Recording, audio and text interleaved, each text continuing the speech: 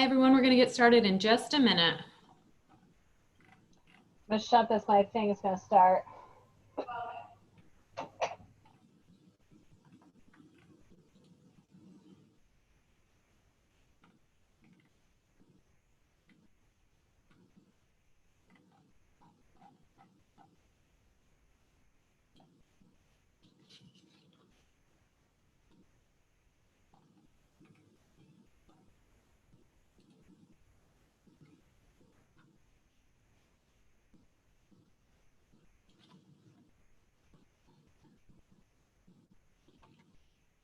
Okay, let's go ahead and get started. Good afternoon, everyone. My name is Shannon Fultz. I am the Strategic Programs and Events Coordinator at Center State CEO. Thank you so much for joining us today on our Restaurant Roundtable. This is a program that we're bringing you through Center State CEO and Syracuse First. This is going to be a roundtable on the regulatory guidance and reopening strategies. This is meant to be a group discussion, so we will be taking a lot of questions. We're going to be taking them throughout. You can submit those right in the chat. So this will be, we want a lot of back and forth to go on here. We are very lucky to have Melissa Fleischut, President and CEO of the New York State Restaurant Association, joining us today. Melissa is responsible for overseeing the largest hospitality association in New York State. She's the primary spokesperson for the restaurant industry in New York and represents the association in matters of the National Restaurant Association and serves on the Board of Council of State Restaurant Associations. Melissa has worked with the association for over 22 years. As the president and CEO, she's transformed the organization through a rebranding and restructuring effort that has the association well positioned for growth and to serve the restaurant industry for years to come. A couple other things before we hand it off. We are going to keep everyone muted during the program except for Melissa and myself. We will have the chat feature open. You can send questions, comments, anything there. After Melissa goes through a brief presentation, we are going to start taking questions, and we're going to have plenty of time for questions. So feel free to start submitting those there whenever you're ready. And then after the presentation, we'll start to run through those. This is recorded. So if you think you miss anything, it'll be available on the Center State CEO YouTube page. So we'll have that up there hopefully by the end of today. And I think that is about it. So we're going to go ahead and get started. I'm going to pass it off to Melissa. So much, Shannon. Appreciate that. We'll go ahead to the next slide. So just wanted to run through some numbers for everyone to give you an idea of what we've been able to find out so far the impact has been. We've been doing surveys of the membership with the help of the National Restaurant Association. So these are statewide numbers for the entire state of New York. We were in the field again last week and the week before. So we're expecting our third set of survey results to come out this week, but I don't have them yet. So I only have March and April numbers for you so far. But as you can see from the slide, based on our survey results, it's an estimated $3.6 billion loss in sales to the industry in April, with an additional $1.9 billion in March. So $5.5 billion lost in sales in New York State for the industry.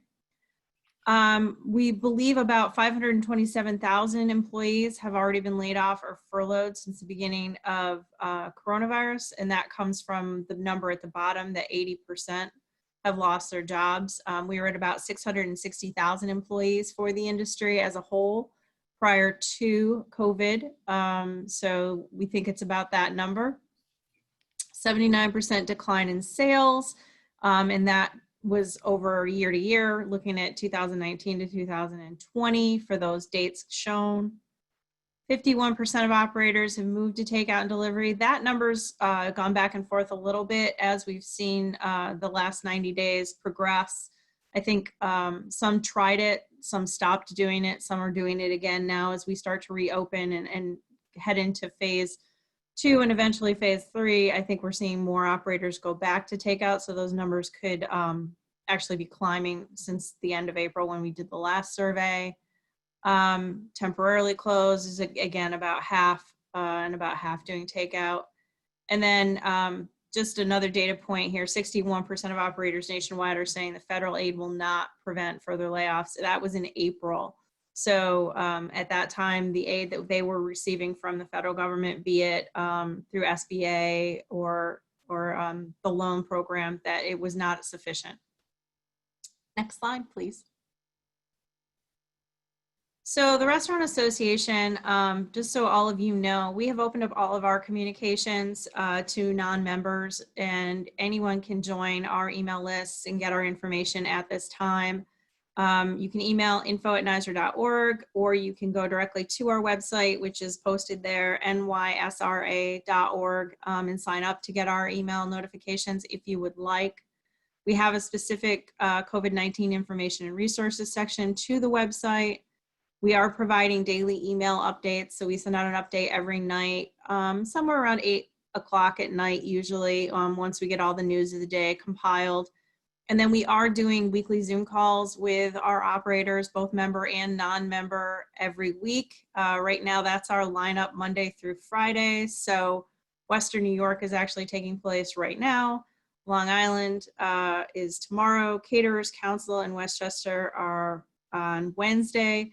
Rochester, Capital District, Southern Tier are all on Thursday, and Friday is New York City. And I was saying, I'm so glad to be with all of you because we haven't really covered your area very well yet. So thanks for joining us.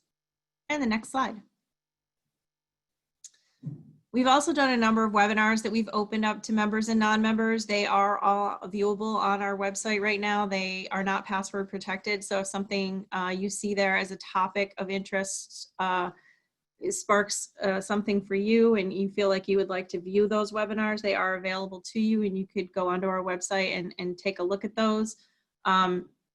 In chronological order, I think those are starting when we first shut down all the way to some of our more recent ones. And we have one coming up later this week, and that one's focused on what you need to know as far as your numbers and your financials, the numbers you need to know in order to best prepare yourself for reopening your restaurant. So that one's coming up later this week as well. Next slide.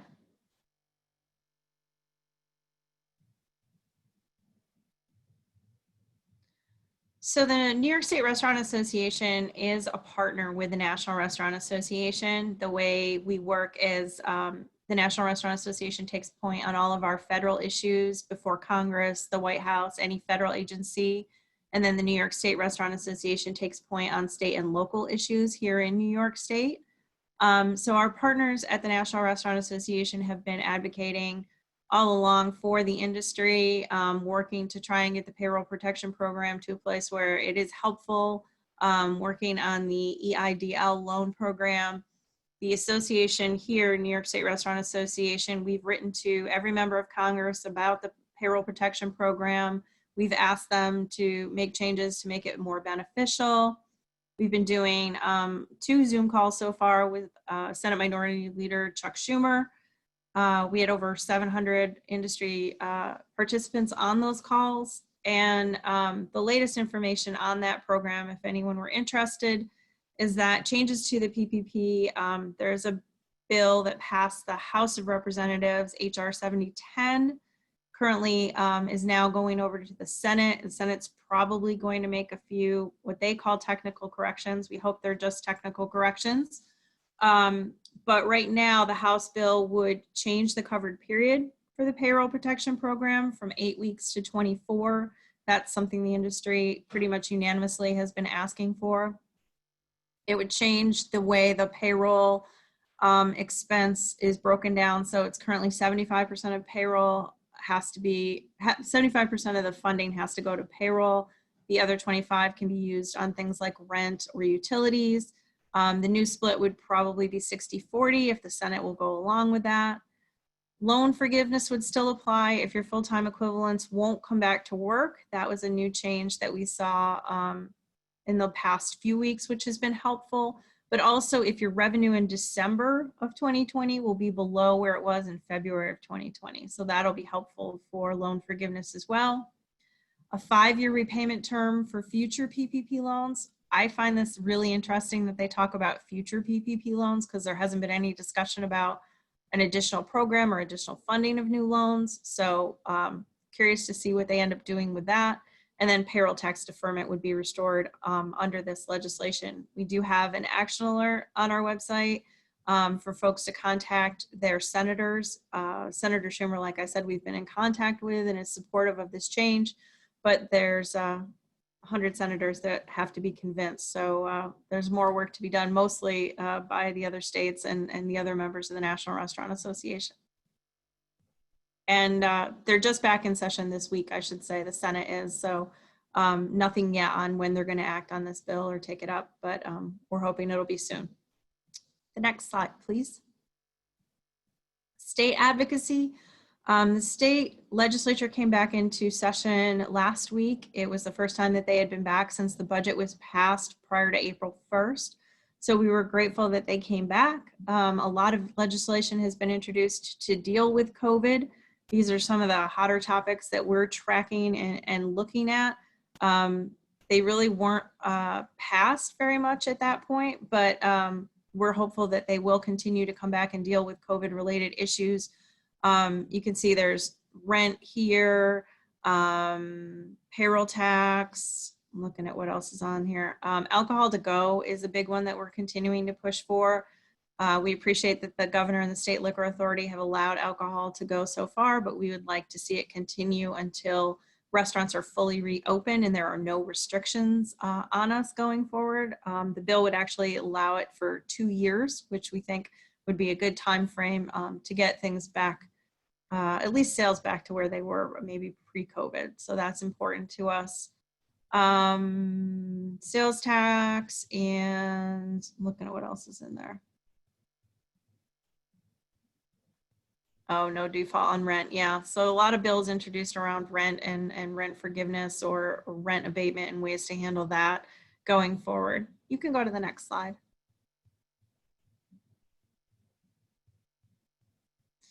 And then there's just some more legislation that's been introduced at the state level to deal with personal liability issues, delivery services. That's been a big one. New York City actually acted to lower the percentages that the delivery companies can take. So that's an idea that's catching on at the state level now. Just a lot of rent issues in general, liability, unemployment, worrying about your unemployment rating during all of this and what's happened with that. So there's a lot of legislation out there. Again, none of this is passed yet, but we're hoping that the legislature will continue to work on COVID-related help for the industry and the business community as a whole. Next slide. So reopening, where are we with reopening? Restaurants are currently in phase 3. There is no specific mention of bars or catered establishments like a banquet hall or something like that. We're hoping that that's all phase 3, and we've been asking the state to include it as a hospitality general phase 3, but we're also asking for more than that. The region you guys are all in, as far as I can tell, geographically would be, you're in phase 2, you just opened for phase 2 on Friday. So phase 3 could possibly be June 12th. I know it's been a little confusing lately as to when the governor says this is all going to happen. You kind of expected phase 2 to come and then it didn't, and then it did. So very confusing to me as well, but June 12th looks like a possible date where we could enter phase 3 if all the numbers look good from a health perspective. We are advocating for outdoor dining to open sooner. I know there's a lot of seasonal businesses. We've been hearing from them across the state that want to reopen sooner, feel they can do that safely with outdoor dining, even if it's as simple as having your takeout to go food and sitting on the outdoor dining space that you might currently have. That's currently not allowed. So that's one of the reasons we're asking for outdoor dining to be open sooner in a phase, maybe 2.5. And the state does seem to be interested in talking about that. So we're hopeful that that'll come down the pike soon. We're also working with local governments and the state liquor authority to find additional outdoor areas that could be provided for outdoor dining. There's been a lot of talk, hopefully in your area as well, about communities that want to expand maybe onto the sidewalk or the streets, or even I've heard people talk about alleys. just additional space that you might be able to utilize for outdoor dining. One, it's considered to be safer, at least that's some of what we're hearing, and definitely the consumer feels safer outside than in. At this point, we're finding that consumer confidence is up for outdoor dining. So those are some of the reasons that we're advocating for that.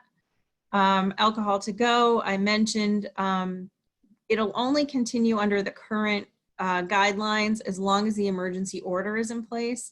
So it's been extended to the end of June at this point, but we really do, like I said, want to see it extended out much further than that as we go forward, because we feel like delivery and takeout is going to be a significant portion of the business as we move forward. And then asking the state for, I think that's my typo. I think it's supposed to be a lot of flexibility. So we're asking for a lot of flexibility as we move forward, hoping that there's no real percentage number thrown at us, 25% occupancy, 50% occupancy. We heard from our members on a survey that really anything less than 75% is going to be extremely challenging for them to make money. So we're saying we understand social distancing. We know we have to have everybody 6 feet apart and try to space out the tables, but let's let every restaurant figure out what that means for them, and don't also put a number on top of that as well. So we're asking for a great deal of flexibility for seating, and menus is another thing. A lot of people started talking about disposable menus that you would have and give to a guest and then throw away after each guest touched them. We're just trying to explain to them that there's a lot of creative ways that we can solve that problem. People could use their handheld personal phones in order to look at the menu. Talking about going old school again, chalkboards, whiteboards. Some folks have talked about, can I project it up onto a TV screen and show them, you know, what that would look like from a menu perspective. So I'm sure you're all going to find a lot more creative and great solutions than having the state mandate exactly how you do your menus. So we understand what the goal is as far as safety and sanitation, but we think that restaurants are going to be able to figure it out in a really positive way if given the flexibility to do so. Next slide. This is our restaurant promise. So the State Restaurant Association came up with the New York Restaurant Promise, and it was just some guidelines that we thought would be useful to put out once we start to reopen.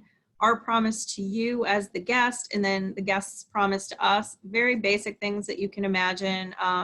You know, we're going to keep things safe and sanitary in our restaurants. We're going to administer health checks to the staff. We're going to make sure indoor and outdoor seating meets all physical distancing requirements.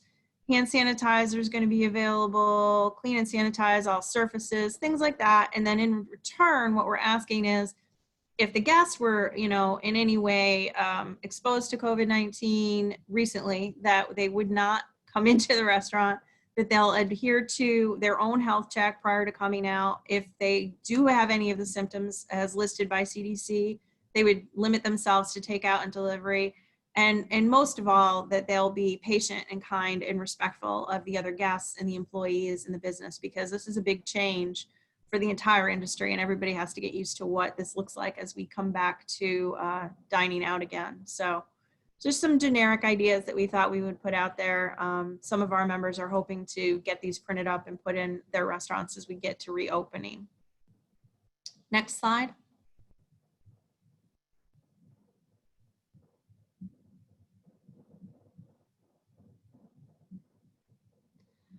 So the reopening guidelines, there are no reopening guidelines issued from the state for phase 3 yet. I know they're working on them. We've talked to people in both the New York Forward Task Force and the governor's office about what they will look like. To give you some sense of what you might start to see for the restaurant industry, you could look at the phase 2 reopening guidelines. They are, again, not restaurant specific, but they do have industry guidelines for phase 2. And there is specific information in there about a template for your reopening guideline for your business. So you could see what that looks like and start to figure out how you would fill that out for your business. They do not have to be sent into the state, but they do have to be completed. They do have to be available in your business, and they have to, the person most likely to check them would be your health inspector as we go forward. I also posted some links here just of other ideas where you could get a sense of what restaurants would look like at reopening. Center for Disease Control now has an updated version of their restaurant reopening tool. The National Restaurant Association has provided reopening guidelines, which we've shared both of those documents with the state of New York to get a sense of where restaurants would be going. Face coverings are required for restaurant workers, and we think that's going to continue to be something we'll see as we reopen as well. We have free face masks. The state provided us with face masks for restaurant workers and food service delivery workers. So if anybody needs those, I know we're planning to distribute them in the Syracuse area. I can get you that information as well. And free antibody testing was just announced. So starting today, they're going to do free antibody testing for restaurant workers and food service delivery drivers. I think it's actually 10 a.m. to 5:30 again. I think that's on me for giving you the wrong time there. But for the next 4 days, testing will be voluntary. It's a walk-in, no appointment necessary if you're in the industry. And they're gonna have the available testing at the Onondaga Community College at the site listed there. In case you have any questions, there's an email website for the antibody testing as well. Next slide. And then we're done. Open for questions and ready to go.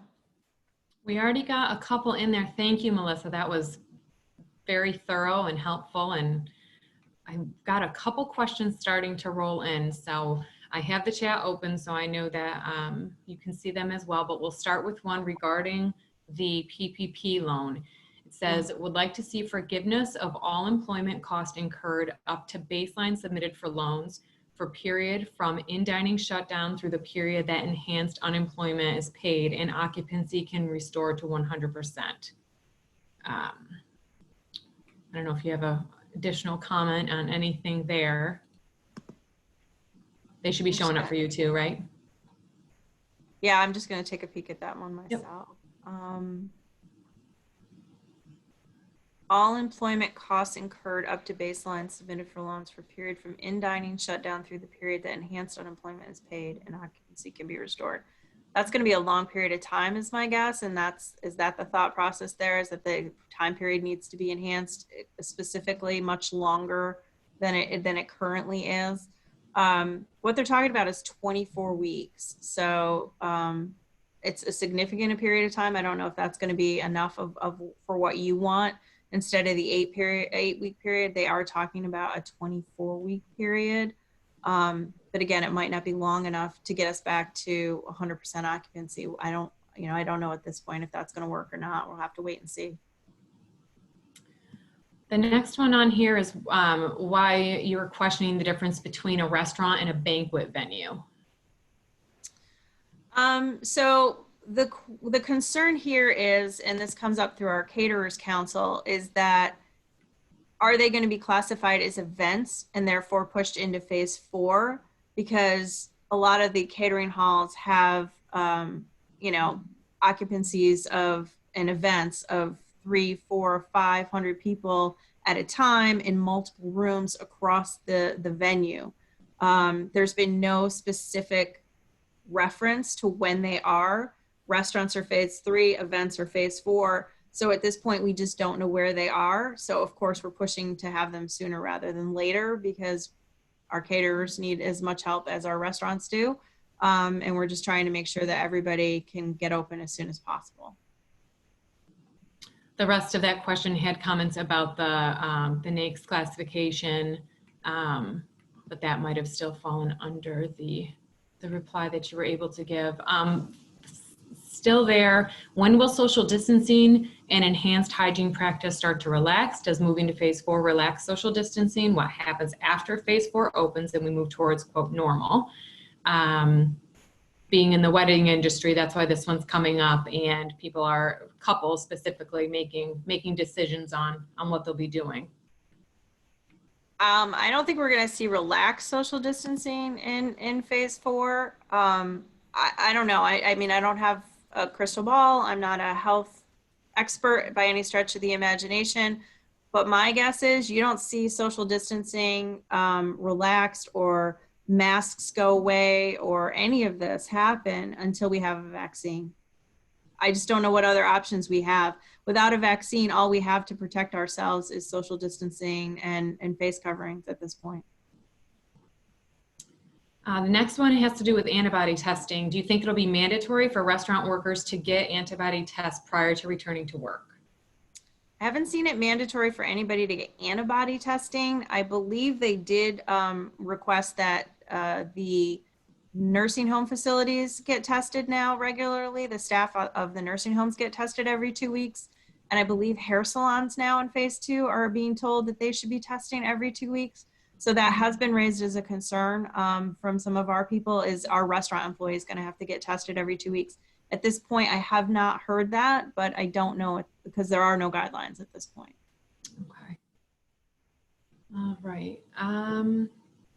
If a restaurant is not a member of the association, how would they be receiving guidelines from the industry? Okay, well, the state guidelines are being posted on NewYorkForward.com. That's where all the state information on reopening plans are being posted. Again, you can sign up for our daily updates and receive our information every night on our website if you'd like to, or by emailing info@nisra.org.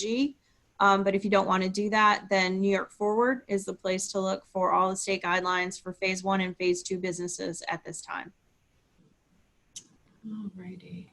I think this question must be a follow-up to when you were mentioning earlier about the comparison between the banquet rooms and restaurants. We have a small restaurant asking, what about smaller private banquet rooms? Which phase and what's the capacity? Again, not clear. They haven't said when those rooms can be open, and they haven't set any capacity limits for the restaurant industry at all. So we don't know if it's going to be 50% or if they're just going to say social distancing.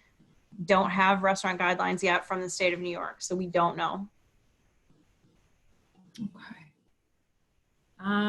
Back on the mask subject, we have someone saying how confusing it can be if with the having to have a mask and if the patrons are going to have to wear them while they're eating and drinking, and what are your thoughts on that and how that might play out?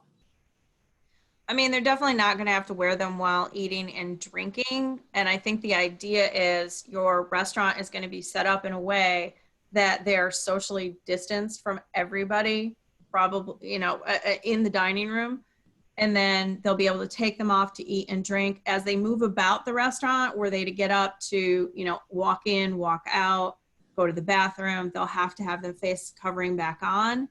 And your staff will have to wear the face covering because they probably won't be able to social distance in order to properly serve the table. That would be kind of my thinking about that. Yeah.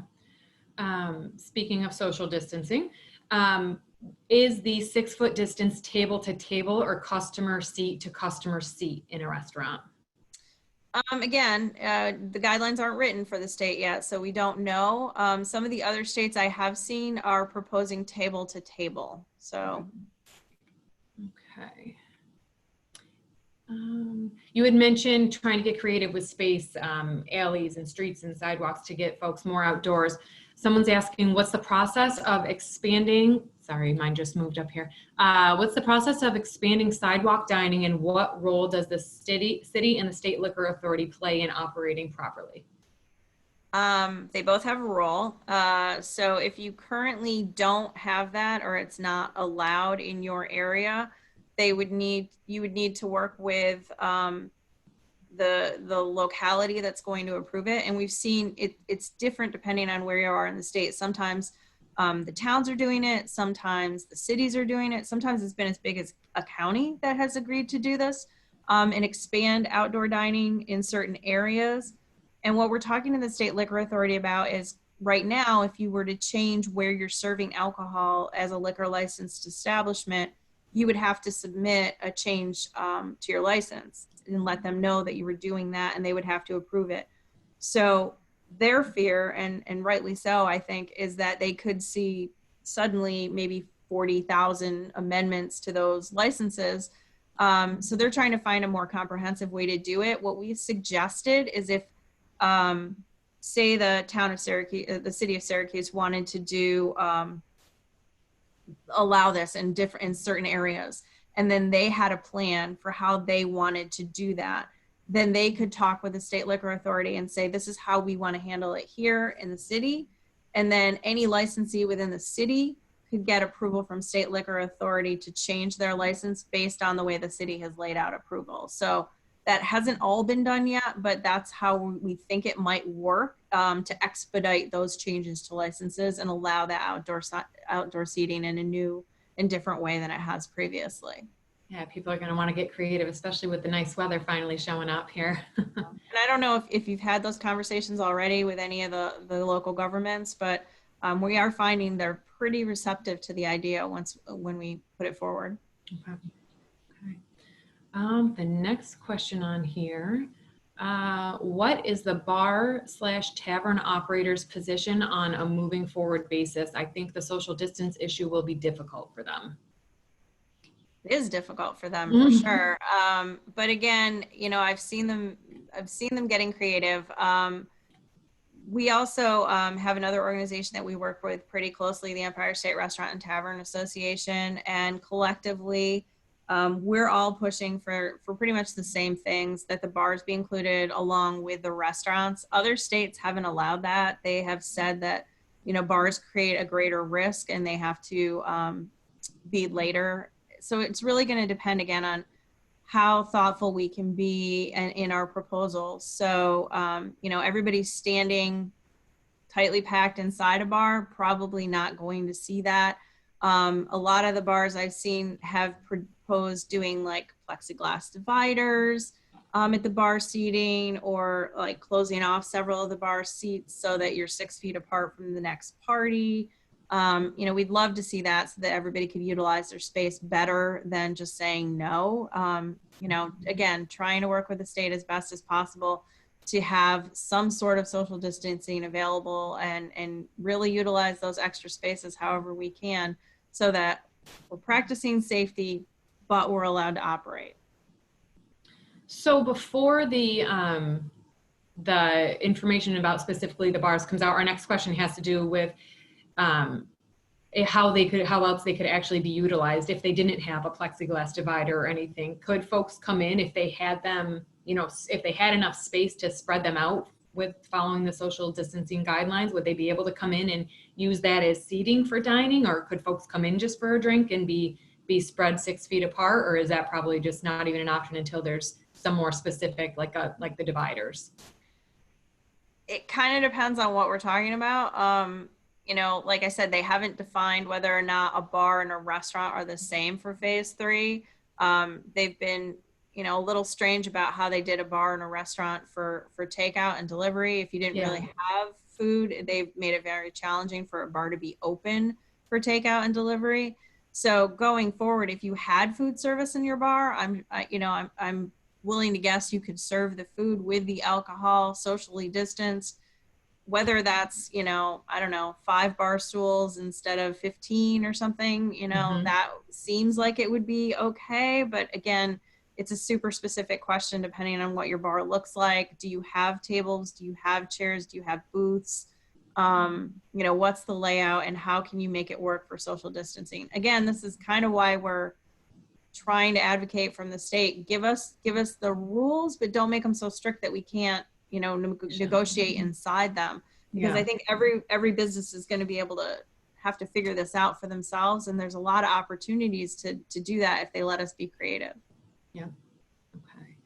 Our next question, and folks, please keep sending them in. We've still got some time, and we've got a couple still trickling in, but we still got we've got a little bit of time left here, so keep sending them along. The next question has to do with booth seating. Will high back booths constitute distancing if it's a certain height, if booths were back to back? I have seen some people talk about that as far as inserting like plexiglass dividers in between them so that they went up high enough. Higher. I guess it would depend on how high. I think I saw that for the office guidelines, your cubby dividers in an office space had to be 6 feet high. So maybe if your booth back was 6 feet high, it would be okay. But again, it's all speculation at this point. I don't know for sure because we don't have the guidelines written yet. Okay. Let's see here. Who determines what is a bar versus a restaurant? Is it the liquor authority? Yes. Yeah. I mean, it's based on the amount of food that's served, from my understanding. Okay.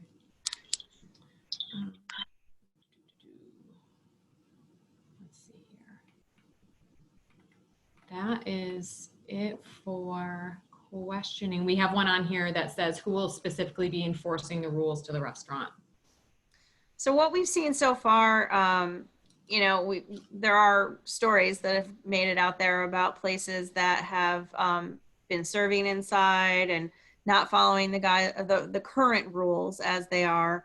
And it's been a combination of local authorities. So the police, from what we've seen most of the times, the police will come in, they'll review what's taken place. Usually they haven't taken much action the first go around. Second go around, third go around, if they have to keep coming in and telling people not to serve when they shouldn't be open for indoor dining or seating or service, they have referred that over to the state liquor authority, and some people have lost their liquor licenses during this time period. And as we come out of this and go forward, I think it'll be a combination of police, state liquor authority, and the health departments. Once the health departments get back to a situation where they would be inspecting again. Okay. Let's see, the next one is when do we think they'll release some guidelines? So phase 1 guidelines were released 48 hours prior to phase 1 opening. And I'm pretty sure phase 2 guidelines were released the night before, if that. So I don't know that they'll be very quick to come. If it's going to be, you know, if all goes well and the health metrics stay the same and they stick to the 14-day in between phases, like I said, phase 3 could start for your region on June 12th. If we get guidelines by June 10th, I'll be happy that we have seen them and have them for that time frame in advance. But you know, really more than 2 or 3 days beforehand, I just don't think it's going to happen. I think that there's so many questions and concerns in their mind that we might not see them much before that, unfortunately. Okay. You mentioned the template for reopening, and we have a question on here that says, where should those plans be sent? They actually don't have to be submitted according to that template. I had that up earlier on my phone. Yeah, you mentioned they could be, you could run them through your health inspector to kind of review the information, but in terms of if someone wanted to send them to make sure that they're following everything. Yeah, there really currently isn't a place that they have to be submitted. So that makes it kind of interesting, of course, for you to have to do them. I'm looking for the generic template. Here we go. So it actually says on the generic template, I pulled up the office one because that offices are in phase 2. And it says that the plan does not need to be submitted to a state agency for approval, but must be retained on the premise of the business and made available to the New York State Department of Health or local health or safety authority in the event of an inspection. So again, you'd have to have it on premise. You'd have to say that, you know, you developed your plan as to how you were going to abide by guidelines once they're released, and have it available for your health inspector. Perfect. Okay, we have a diner owner. It says, I own a diner with 50-person capacity. I have 7 booths and 2 counters with 10 seats at each. How do I open if I don't have 6-foot distancing? My booths are back to back. So you would have to find a way to have the distancing, or like we said, the part, you know, probably divide the booths. So I don't know how high the booth tops are. They're probably not all the way up. So you could probably, what I've seen in other states is it install dividers that go up higher to separate out your booths for social distancing.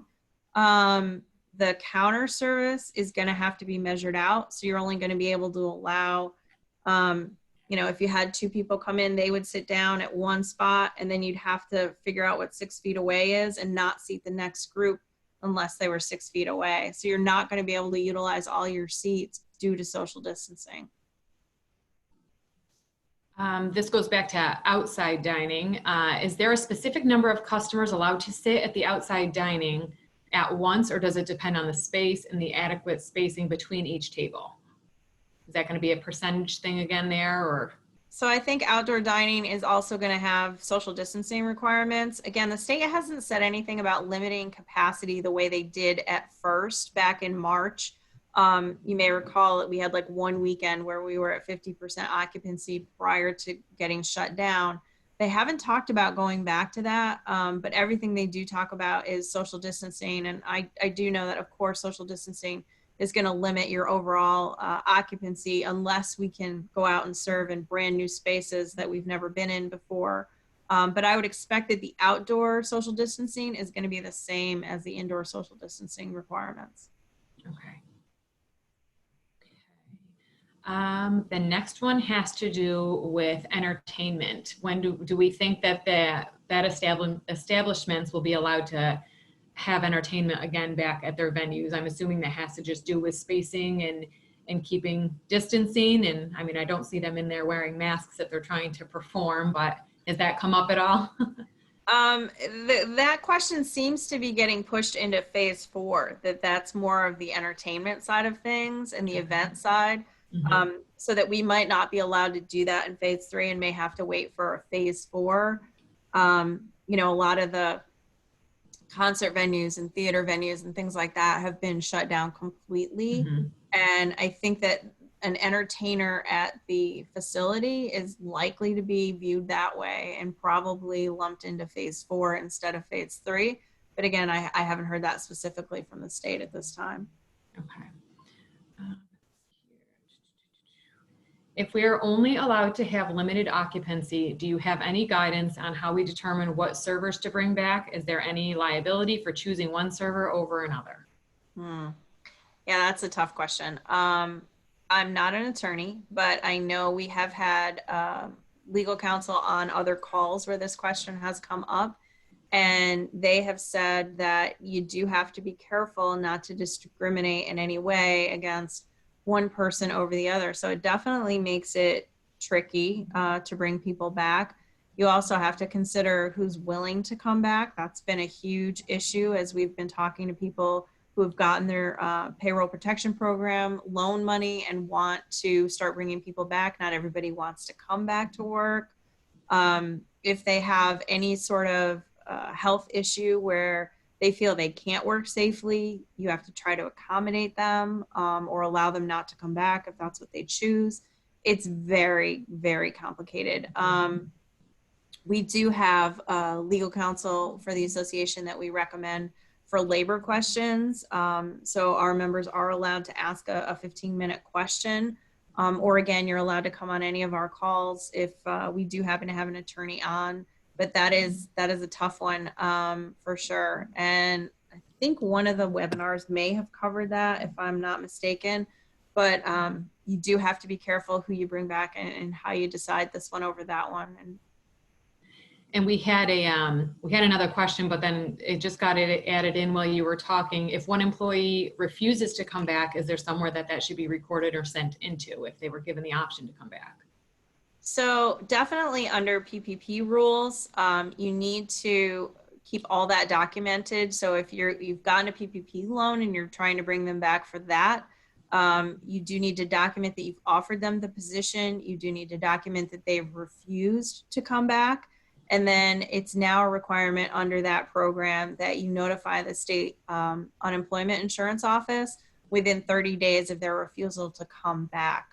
It may or may not disqualify them from unemployment based on what reason they gave you as to why they can't come back, but you do have to notify the state unemployment insurance office within 30 days in order to have that loan forgiven. So that's an important piece not to miss.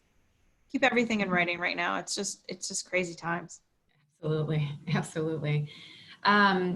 Is the expectation that people sitting together are family, or Will friends be able to dine together? Or do you think restaurants will have sign-in sheets for tracing purposes? Are they going to limit the number, how big your group can be? What are your thoughts on that? I've definitely seen other states limit the number that the group can be. 6, 8, 10, somewhere in there seems to be what they're saying as far as limiting the group. I would wonder if the state of New York, doesn't put a little more restriction on who can and can't eat in a restaurant together. So the governor talks about contact tracing in almost every one of his press conferences.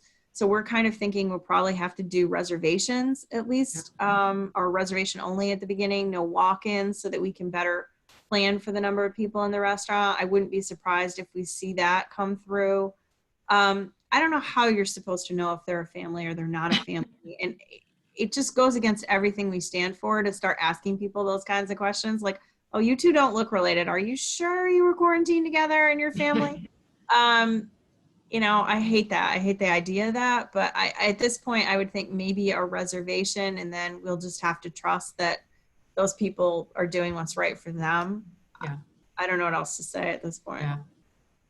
We actually had another comment that had come through that said down in, I believe she said it was in Florida, on day one, the outside seating opened up at 100%. So I guess, it's kind of just a wait and see what happens here type of thing. I mean, everyone's waiting for those magic numbers at this point. All right, well, looking back through the chat here, I don't have, oh, hold on, I do have one more that popped in. If a restaurant employee tests positive for COVID, what's the responsibility to share? You got to be super careful on this one too, in that I think your best guideline is to contact your health department and talk to them about what the response is, because you definitely want to make sure that the rest of the staff is safe, but you also can't share a lot of information about that employee with the rest of the staff. So I haven't seen any specific guidelines from the state as to how to handle this situation. But I think that would be the first place I would start, is the local health department, and talk to them about what you need to do for your restaurant. And I've heard it varies. I've heard some people say that, they only had to shut down for like a day and clean the restaurant, and let other people know that they may have come in contact with a COVID positive employee. But you got to be real careful not to say who the employee is, because then you're getting into HIPAA violations for healthcare law. We did have someone chime in with some information on the party size. It says currently the CDC in New York State define a party size or group of 10, 10 gatherings of 10 or fewer. This means the person sitting together at an individual table will be from a self-defined family unit who have collectively agreed to be together. So that's just a little added FYI to the number question prior. We just had another one pop in. I know you mentioned that expanded and creative outdoor dining would be dependent on local governments and the state liquor authority. Does the Restaurant Association advocate with local authorities? Syracuse is what I'm specifically talking about, on behalf of our local restaurants. So it's one point of contact. I know we all have connections to the city in one way or another, but the advocacy might be a bit scattered. Just wondered if you had any discussions with our local authorities in this area. So the advocacy is definitely scattered, for sure. And that's mostly due to the fact that there's so many various localities that could or couldn't do this. I have not had any direct contact with the city of Syracuse, but would be happy to talk to somebody offline about finding the best way to do that. If you know your local governments, or even, if we wanted to work collectively with Center State, or, do it that way, we can partner with the whole group and try to take that up with the local government and make that happen for your area. I know a lot of our operators have been doing it based on their individual relationships with local government. So there are certain areas of the state where I've already seen these conversations taking place. But happy to be a part of that and work with all of you to make that happen in your area. That's great, thank you. Looking at the chat, I don't have any more specific questions at this time. Nope, every time I say that, something pops in, which is fine. It says, will customers only be required to wear a mask when entering and exiting, and or when using restrooms, and not while seated. I know you mentioned this prior. While they're eating, drinking, they probably won't have to wear it. It's more when they're moving about the restaurant. Yeah, I mean, I think it's all we have to go on is what we currently understand, right? When you're not capable of social distancing, you have to wear a face covering. So my thought is if they're seated at their table with the people they came in with and they're not moving about the restaurant and the table is socially distanced the way it should be from any other table, probably they wouldn't have to keep the face covering on at the table because they are going to have to take it off to eat and drink. And everybody, I think, understands that. But when they're in a situation where they're moving about the restaurant and they can't properly social distance, they should wear the face covering, just like our current regulations right now. That's my best guess. Everything's a guess right now. It certainly is. Well, I think we do have a couple more minutes. So if anyone else does have a quick question, feel free to pop it back in the chat.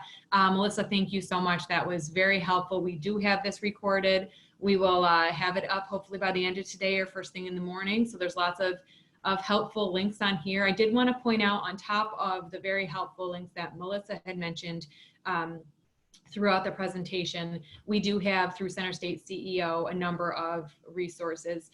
Right on our website, centerstateceo.com, we have a whole COVID-19 business resource page. We do have a reopening toolkit that we are constantly updating to make sure that we're getting all the newest information in there. That's also accessible through our website. We have a new email, support@centerstateceo.com. You can email any, not even specifically just for restaurants, that is for any business in the area, any industry type. Any specific questions, feel free to send those to us. We will send them to the person that fits that question best and get you the best answer we can. We have just been as available as possible. We have a number of programs like this one today up on our site as well. So feel free to keep checking back to centerstateceo.com for programs and events and sign up and continue to educate yourselves. So that's our resources, and I'm going to pop back real quick because we did just have one other question come in. Oh, hold on a second. Just went off my screen here. This one says, is someone advocating to get the regulations ahead of time so we can plan accordingly? And I know, Melissa, you said if we're lucky to get them 48 hours in advance, you'd be happy with that. So I'm guessing is there any additional advocacy for that, I suppose? I mean, I guess at this point, all I can say is, you know, we're advocating for what the regulations should look like. We've submitted the National Restaurant Association's plan, the CDC plan. We have our own guidance and recommendations, like things we talked about here with additional outdoor seating, alcohol to go, all of those things. We've been working with both the New York Forward advisory group and the governor's staff to try and get all those things into the final plan from the state. But will I get an advance copy of that? Oh, I wish. Wouldn't that be if nice? I do, I'm sure we're going to share it, but I don't know if I will or I won't. Okay.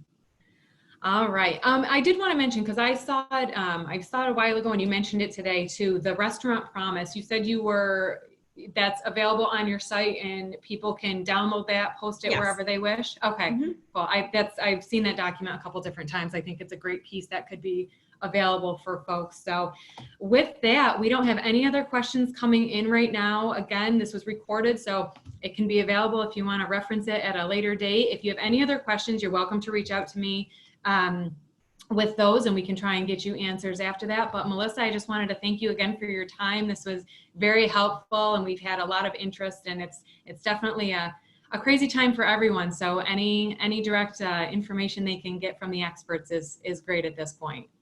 Thank you so much for having me. I appreciate it. Awesome. Thank you so much, everybody. We appreciate your time. Bye.